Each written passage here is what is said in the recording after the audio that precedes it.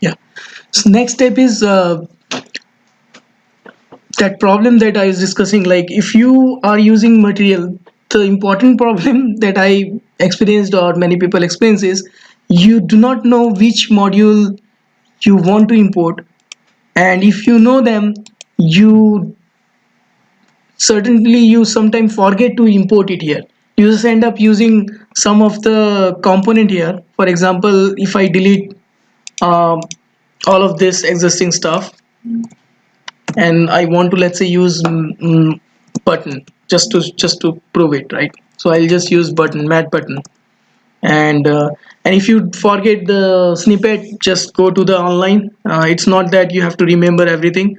Go online and then go to the components, um, and now everything is online available.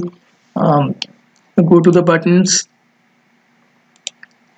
and then go example and choose whichever button you want and go to that code. So let's say you want this button, right, or this. It's easy, right? So go to the code, and let's say if you want icon also, that's also simple. So if I want to see I want to see this icon, let's say, or this icon, you just go to the code base here and get them, some of them. For example, I want to go with simple button. Let's go with simple button, primary color.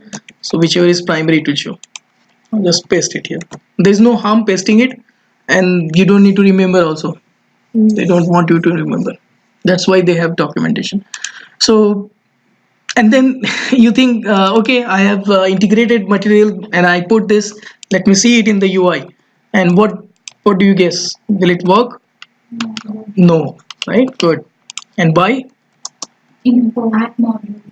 They did not import it. Imported the module, right? And then if you similarly, if you are doing some serious work and you end up copy pasting a lot of HTMLs, lot of material components, there is a chance that you just forget some of the import, right?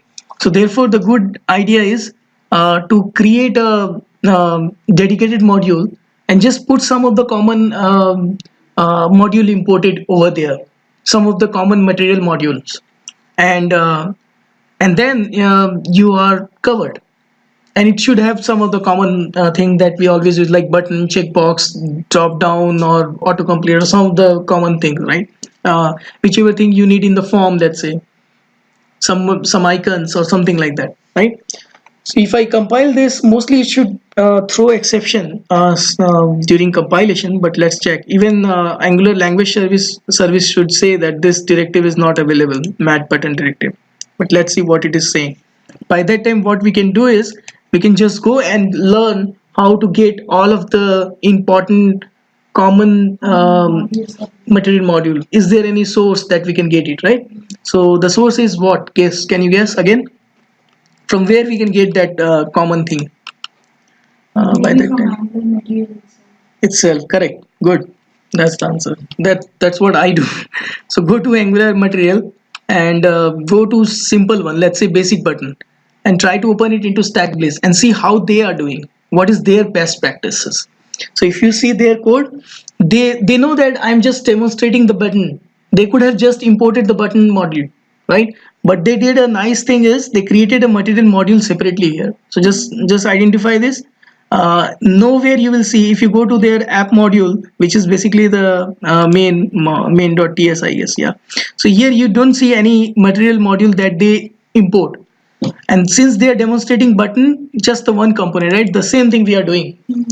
They could just say, okay, why? Let me refresh this by that time if it is done. So I should see some error here. That's what my guess is. Yeah, it just says primary. Yeah, primary, and then let's open the dev tool, developer tool, and see if it is showing some error. Okay, so it's not showing any error, and so I'm not sure why it is not showing some error. Maybe it is, I'm not sure, but normally it throws during compile time also when you have installed Angular language service, and I think I have installed it, but somehow it is not showing. But that's fine, but you know it is not working, right? So let's continue that thought. Go back to Stack Bliss and then see they have used the mat button, and the good part they did is they created a dedicated module for material. They call it material module, and they put some of the common thing here, like uh, mat dialog module, mat grid list, and tooltip. Maybe button is also there. Button is there, button checkbox. And then the the weird thing is, like, you have to import them and you have to also export them. So you import all of this and then you export them so that it is available, because modules are like, you have to export them in order to share, right? If you want to share it to some other module. So, and then you just copy it. That's what I do. Take this thing and go to your own project and proudly go and then create inside your app. Mostly, yeah, inside the app, let's create a thing called as, yeah, same way, yeah, material module, yes, and paste it. You can change this name to our own name, yes, and then why it is hanging, I'm not sure. Yeah,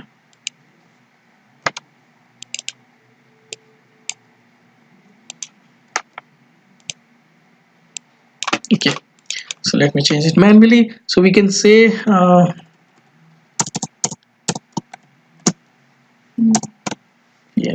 PM is product material module. Okay, and then this comment thing is sky.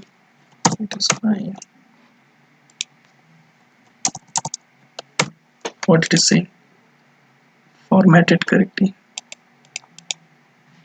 Just delete it for now. You may keep it also. That's fine. So this, just creating this module will solve. If I just create this module, will it solve my problem? Will it show this design? No. Why?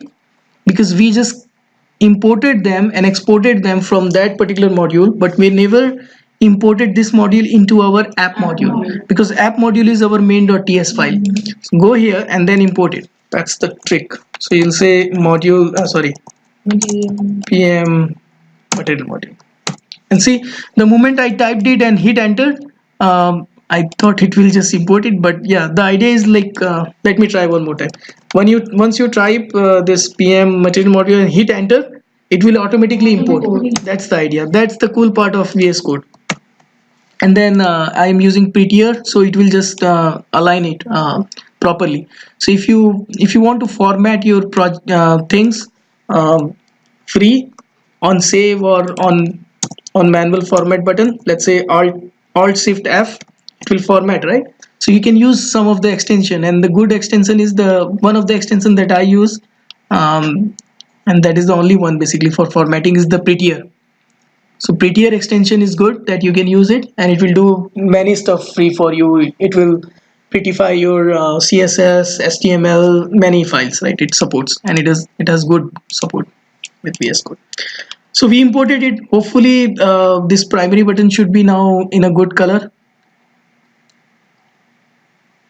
Okay, so you have it, right? So good. So now we see this primary button in a good color. Exactly, that question comes in mind, right? And we think like, is there something we are missing? So the thing is, this is the Angular material. What, that one? So they have another directive for that. They call it, this one is the simple button.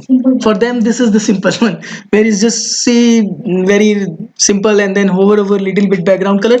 But basically they call it like raised one. They call it raised. It's just more of like 3D look, right? So if you go to the button and go examples, so these guys are a raised one. So they call it raised buttons. Raised buttons means they look like up, and these are the basic button. These are stroked buttons. Stroked button means like the boundaries things are, and here it is more of like 3D look, right? So they are very like focused. And then these are flat button. It's just no 3D. And then icon button, and then favorite button. So the favorite style, and then mini favorite button, and so on. So let's do some of the raised buttons. So if I just go here and then app module blah blah, and then here mat raised button, and then color is primary, and then I can say submit, and you can play live here rather than in your code. But basically, yeah, just to check our code is working or not. That's the good thing that to check, unless my directive is wrong. So this is that raised button, right? So if you check here, I think the code is, the directive name is mat button for the regular one, and for the matte raised button, and then you can change the color that matte raised button, and then for warning it will show you some other color that way. So I think this is good. This way we know that our project is ready for any further development using Angular material components. And there are many sophisticated Angular material components. We will use some of them, like we will use button, we will use form fields, we will use some of the list to show list item, and then we will also use some of the card to show our product, right? So see, change color is changing. Okay, so let's stop here for the Angular material, and let's jump to the our next part, where what we will do is we'll try to show list of products. Any question or any other thought? It's good, right? Okay.